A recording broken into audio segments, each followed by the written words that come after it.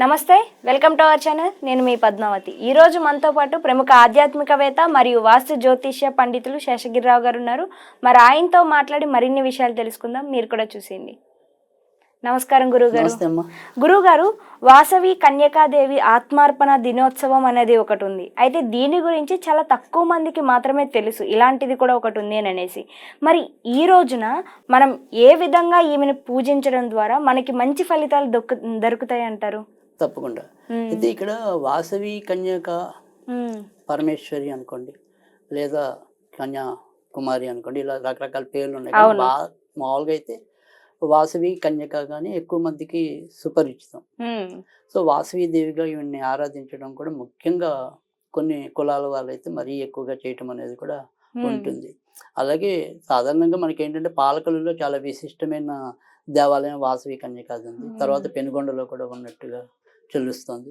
తర్వాత ఇక మిగతా అమ్మవారి గుళ్ళల్లో కూడా చాలా చోట్ల ఉపాలయాలు ఉన్నాయి. అలాగే కొన్ని పట్టణాల్లో కూడా కన్యకా పరమేశ్వరి గుడిగా కూడా సత్రాలుగా కూడా నిర్వహించడం అనేది కూడా ఉంది. సో ఇది నిజానికి ఏంటంటే ఒక కులానికి పరిమితమైన దేవత అయితే కాదు. ఓకే, ఇక కులం వారు ఎక్కువగా ఆరాధిస్తున్నారేమో అది వేరే విషయం. కానీ నిజానికి ఏంటంటే ఏ కులం వారైనా, అంటే నమ్మిన అమ్మవారిగా నమ్మిన వారికి ఎవరికైనా సరే ఈవిడ అన్ని రకాల సౌభాగ్యాలు ఇస్తుంది అని చెప్పేది ప్రగాఢమైన నమ్మకం.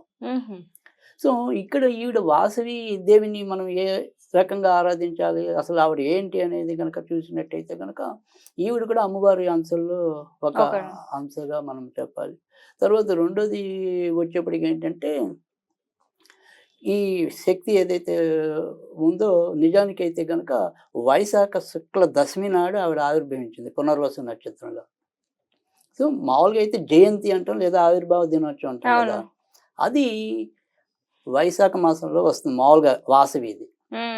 ఇప్పుడు మనం చేసేది ఆత్మార్పణ దినోత్సవం అని చెప్పి వాళ్ళు చాలా బాగా పెద్ద పెద్ద పూజలు ఇవన్నీ కూడా వాళ్ళు నిర్వహిస్తారు.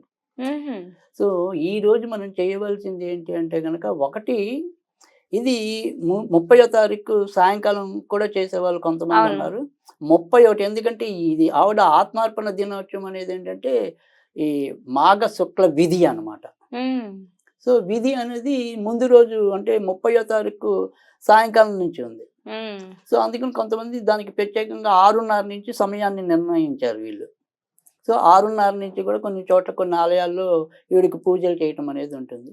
అలా కాకుండా మనకు కొంతమందికి సూర్యోదయానికి ఉన్న తిథి ముఖ్యం కాబట్టి మనకి 31ని కూడా చేసుకోవటం అనేది ఉంది. కనుక ఈ ఆత్మార్పణ దినోత్సవం అనే వేడుక ఏదైతే ఉందో అది 30వ తారీఖు సాయంకాలం నుంచి కానీ లేదా మర్నాడు రోజు ఉదయం కానీ చేసుకోవటం అనేది సబబు. అయితే ఈవిని ఆరాధించడం వల్ల కూడా మనకి చాలా రకాలైన, అంటే ఆడవాళ్ళకి ముఖ్యంగా మాంగళ్యం అనేది, ఆ సౌభాగ్యం అనేది ఖచ్చితంగా ఈవిడ వల్ల వస్తుంది. తర్వాత రెండోది భార్యాభర్తల మధ్య తరచు విభేదాలు చోటు చేసుకుంటున్న వాళ్ళిద్దరి మధ్య అనురాగం క్షీణిస్తున్న అలాంటి వాళ్ళకి కూడా తప్పకుండా ఈవిడ యొక్క అనుగ్రహం ఉంటే బాగా వృద్ధిలోకి రావటం అనేది కూడా ఉంటుంది. ఇవాళ మనం ప్రధానంగా ఈ వాసవి మాత గురించి ఏదైనా సరే మనం చేస్తే ఈ 2 రకాల ప్రయోజనాల కోసమే మొదటగా మనము చేసేది. అంటే ఒకటి ఆడవాళ్ళ సౌభాగ్యం కోసం, రెండోది భార్యాభర్తల మధ్య అనురాగం కోసం. ఇందుకోసం మనం వాసవి మాతని పూజించడం అనేది చెప్తున్నాం. ఇక్కడ తేలిగ్గా ఏదైనా సరే ఒక గాయత్రి అనేది ఉంటే కనుక వాసవాంబాయ విద్మహే కుష్మపుత్రైచ ధీమహి తన్నో వాసవి ప్రచోదయాత్. వాసవాంబాయ విద్మహే కుష్మపుత్రైచ ధీమహి తన్నో వాసవి ప్రచోదయాత్. ఇది ఈరోజు ఏదైనా సరే 27 సార్లు కనీసం తగ్గకుండా, మామూలుగా అయితే మనం ఎప్పుడు చెప్పేది 108 అనుకుంటాం.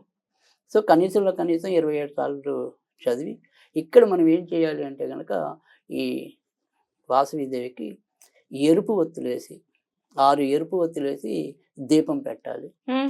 తర్వాత రెండోది ఏంటంటే మీరు సాయంకాలం చేసేటైతే, పూజ సాయంకాలం చేసేటైతే మీరు పులిహార నివేదన చేయాలి. ఓకే, మరి పగలు చేసుకునే విధంగా అయితే కనుక, పగలు చేసుకున్నట్టయితే కనుక దధ్యోజనం నివేదన చేయాలి. ఎందుకని అంటే పగలి ఇప్పుడు మనం రాత్రి చేసేది కొద్దిగా తామసికం, పగలు చేసుకునేది సాత్వికం. ఓకే, సో అందుకని ఆహారం అనేది కూడా కొంతవరకు అలా మారుతుంది అనమాట. సో అందుకని ఇక్కడ నివేదన, సో ఆ నివేదన అనేది మనం అందుకే రాత్రి అయితే పులిహోర, పగలైతే కనుక దద్దోజనం దద్దోజనం. పెట్టమన్నారు. ఏదైనా అవును. సరే రెండిట్లో కూడా కామన్గా ఉండేది ఆ అన్నంతో తయారయ్యే అవును. పదార్థం. సో ఆ రకంగా మనం నివేదన చేయటం అనేది ఉంటుంది. తర్వాత ఇలా కాకుండా ఎప్పుడైనా సరే ఒకవేళ అంటే మనం ఈ ఆత్మార్పణ దినోత్సవం కాకుండా ఎప్పుడైనా పైగా ఈసారి శుక్రవారం కూడా వచ్చింది మనకి. ఇప్పుడు 31 అయితే. అవును. సో శుక్రవారం ఏ దేవతను పూజించాలన్నా కూడా అనుకూలమైన తేదీ. సో అలా కాకుండా మనం ఏదైనా సరే ఏదైనా ఒక శుక్రవారం ఎంచుకొని కూడా ఈవిడ యొక్క సాధన చేసుకోవచ్చు. అలా సాధన చేసుకునే వాళ్ళకి అంటే ఇందాక చెప్పింది గాయత్రి, అది మనకి బీజాక్షరాలు ఏమి ఉండవు కాబట్టి అన్ని రకాల వాళ్ళు కూడా చదువుకోవచ్చు. ఒకవేళ సాధనగా చేద్దాము అనుకునే వాళ్ళకైతే గనక ఓం హ్రీం శ్రీం క్లీం గం వం వాసవి దేవ్యై నమః. ఓం శ్రీం హ్రీం క్లీం గ్లం గం వం వాసవి దేవ్యై నమః. ఈ రకంగా కూడా ఆవిడ మంత్ర సాధన చేసుకోవచ్చు. తర్వాత ఇక్కడి నుంచి అంటే మనం కనుక ఇప్పుడు ఫిబ్రవరి నుంచి మొదలెడితే ఇంచుమించు మేలో ఆవిడ యొక్క జయంతి వస్తుందని చెప్పాం. ఇంచుమించు అంటే వైశాఖ మాసంలో. సో ఇక్కడి నుంచి ఇంచుమించుగా 90 రోజులు. మనం ఏదైనా సరే ఒక సాధన అనేది ఎప్పుడు కూడా 40 రోజులు, అవును. 90 రోజులు చేస్తాం. కనుక ఇక్కడి నుంచి అందుకని చాలా మంది వీళ్ళందరూ కూడా ఈ వాసవి దీక్ష మొదలెట్టే వాళ్ళు ఇవాళ నుంచి మళ్ళీ మొదలెట్టి ఆ రోజుకి ముగించడం అనేది కూడా జరుగుతూ ఉంటుంది. కనుక ఆ రకంగా కూడా మనం చేసుకోవచ్చు. ఇది కానీ అంటే అందరికీ బాగా పరిచయం కాకపోయినప్పటికీ కూడా ఈవిడ నిజంగా చాలా శక్తివంతురాలు. ఆవిడ మీద కొన్ని చిత్రాలు కూడా గతంలో నిర్మించడం కూడా జరిగింది. సో అందుకని మనకి వాసవి మాత అనుగ్రహం కూడా చాలా మంచిది. ముఖ్యంగా కలియుగంలో ఇలాంటి దేవతను కొద్దిగా తొందరగా పలకడానికి కూడా ఉంటుంది. సో ఆ రకంగా అందరూ చేసుకుంటే మంచిది. ఇక మనం ఏంటంటే ఈ వాసవి దేవికి కూడా అంటే ఎవరైతే భర్త ఉన్నాడో ఆయన మన్మధుడి యొక్క అనుగ్రహంతో లేదా అంశగా ప్రభావంతో ఉన్నాడని చెప్పి కూడా చెప్తారు. ఆయన విమలాదిత్యుడు ఆయన పేరు. ఓకే. సో కొంతమంది విష్ణువర్ధనులని కూడా పేర్కోవటం అనేది జరుగుతుంది. ఇది ఆ రకంగా మరి ఆయన భర్తగా అయితే కనుక ఆవిడ్ని ఆరాధించింది అని చెప్పి. అయితే కొంతమందికి ఏంటంటే ఈవిడ కన్యగానే మిగిలిపోయింది కాబట్టి వాసవి కన్యక అని చెప్పి కూడా కొంతమంది అనటం. అంటే ప్రేమించడం అనేది ప్రేమించిందేమో కానీ పెళ్లి చేసుకోలేదని చెప్పి కొంతమంది సిద్ధాంతం. ఓకే.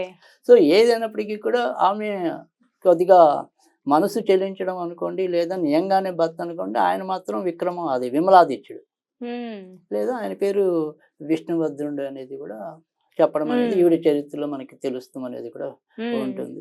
తర్వాత చిన్నప్పటి నుంచి కూడా ఏమంటాం ఈ అమ్మవారిని ఎక్కువగా ఆరాధిస్తూ ఉండేది. ఆవిడ కూడా అందుకని అమ్మవారి అంశగానే చాలా మంది భావించడం అనేది కూడా జరుగుతుంది. సో మనకి ముఖ్యంగా మచిలీపట్నంలోకి వచ్చేప్పటికి చాలా పెద్ద ఆలయం ఉంటుంది.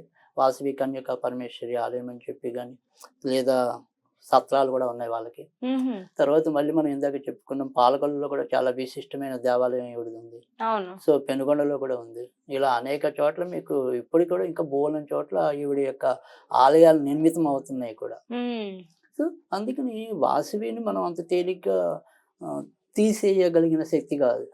సో ఎంతో కొంత మనం పూజించదగ్గ శక్తి.